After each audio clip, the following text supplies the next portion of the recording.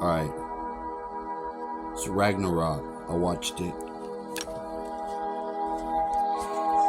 And I learned some things. I think it was decoded. I was supposed to watch it at this time. You know, I wanted to see what they were doing with our myths. And I'm very stingy. I don't like my mythology fucked with. Whether it's Warner Brothers, fucking The Matrix, the news industrial complex. I don't like it. So I'm very weary of how they tell these stories. I don't want to get all inspired and be manipulated. Surely you can understand. Fuck. Surely you can understand. What if you record? What if I do that? I can't fit it in this ring, but I can put the ring inside of it and be inside of the ring. The tensor field. The 1 qubit tensor field.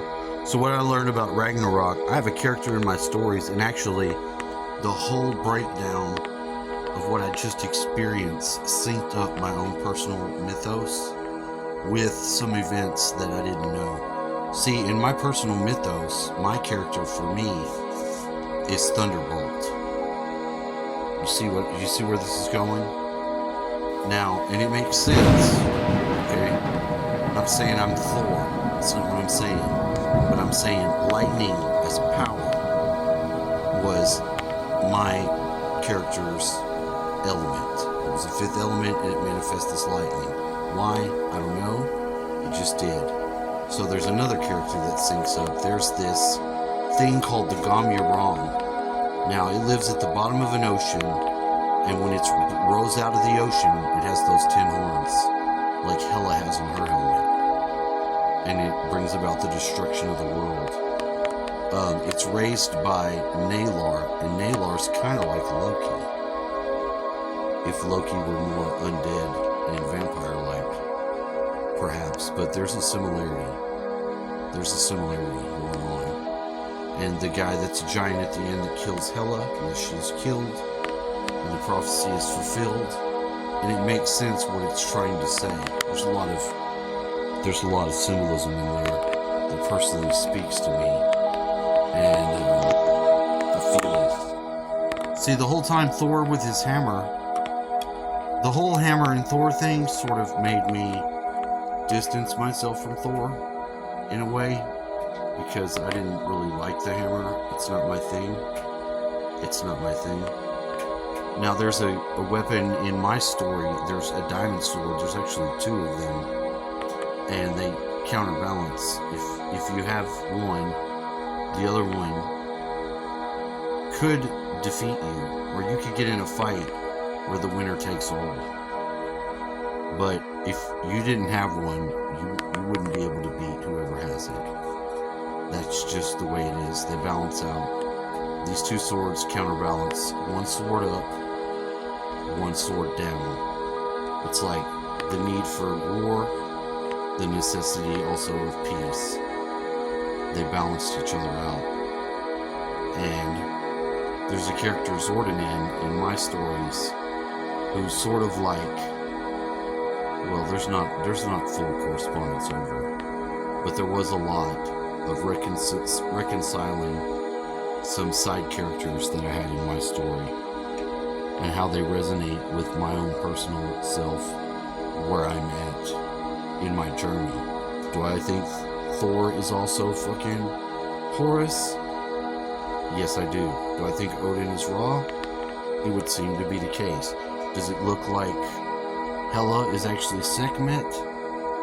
That would be what I would say that. See, I've got a more soul understanding of these gods from Egypt. Not Greece. No. Definitely not Rome. It goes back a little further.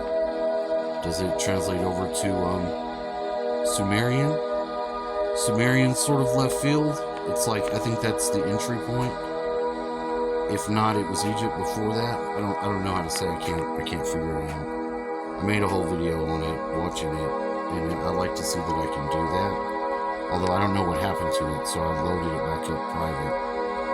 But it spoke certain things to me watching it, that it was important to sync up those things. See, the creature that was the death creature, she was the goddess of death. And I get that. That's why she died, because she wanted to rule so much that she would have to go to war with that monster that was just going to destroy the physical place. And see, that's an important concept too, that the physical place is destined to be destroyed, but there's a spiritual home for everything that there is a physical place for. And the fact they saved the people, I like that. I appreciated that. I like that it went there. I do. The discarding of the hammer, to be perfectly honest, I'm glad. Fuck that hammer. I've had a lot of hammer symbolism coming up, so I understand what that means personally to me. And the sword is the same in a way, but not entirely. There's no Hebrew letter that represents a hammer unless you use the Hebrew letter A, Aleph, which is the whirlwind, which could be the hammer being thrown, because they call that the fly-flot hammer. So there's that. But the lightning is definitely not a hammer.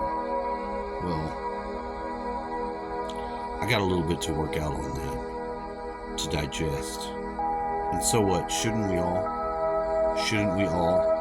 have the alchemy of our life go, our whole life? There should not be a point where you say, oh, I've arrived. You should always gain new insight into the things that represent you and translate what they mean so you can build up the harmony. And I get that big time, because I've been having a lot of symbolism from nature communicating with me by its own means. It's just 11:11. That's what I'm talking about.